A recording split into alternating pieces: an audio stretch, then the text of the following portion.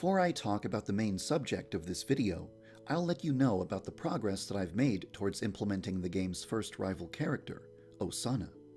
In an earlier video, I explained that Osana is going to interact with Senpai multiple times per day, in the morning and in the afternoon. As of now, all of the morning interactions are complete. While implementing these interactions, I ironed out a lot of bugs, so the process will be much easier in the future. One of Osana's events can result in Senpai's daily routine changing for the rest of the week, and I've made sure that the game is ready for this. I also added a new area to the game where one of Osana's unique elimination methods is going to take place. I'm not ready to make an in-depth video about Osana just yet. I want to implement the rest of her events and her confession cutscene first. At that point, I'll make a video demonstrating how you can sabotage her interactions with Senpai. Until that time comes, I'll release videos about various subjects related to the game's development. My last video about the history of a popular character was well received, so today I'll be doing something similar. Today, I'll be telling you about the origin of Midori Gurin. In a 2006 anime called The Melancholy of Haruhi Suzumiya, there's a character named Tsuruya. In 2007, a parody of Tsuruya named Churuya became the star of a short manga series.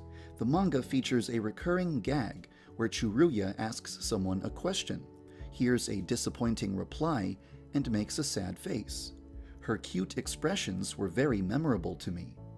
In my Emails, Volunteers, and Progress video from July 2015, I anticipated that viewers would have certain questions on their mind while watching the video. In order to preemptively answer these questions, I decided that a character should appear on screen and ask me things that were guaranteed to be on everyone's mind while watching the video. Unfortunately, the answers to those questions were quite depressing.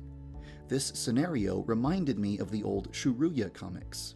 So, I chose Churuya to be the character that popped up on screen to ask me questions. At the end of the video, I killed her for asking too many annoying questions.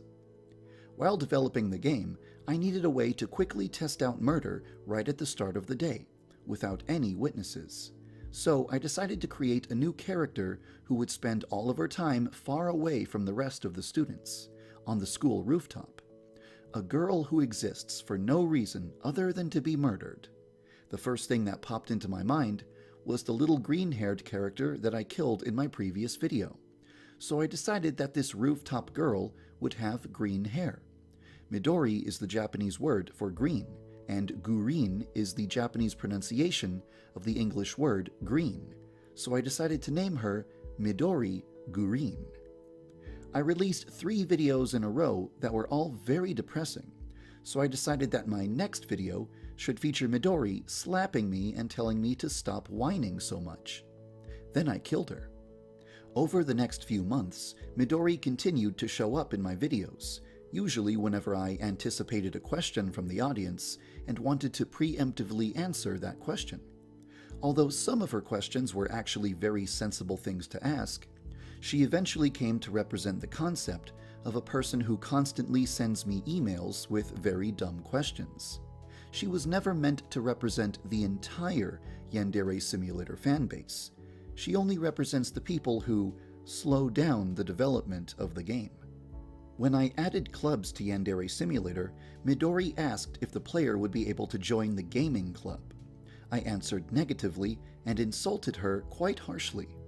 For the next 2 weeks, I received emails from people who wanted the player to be able to join the gaming club so that Midori wouldn't be sad.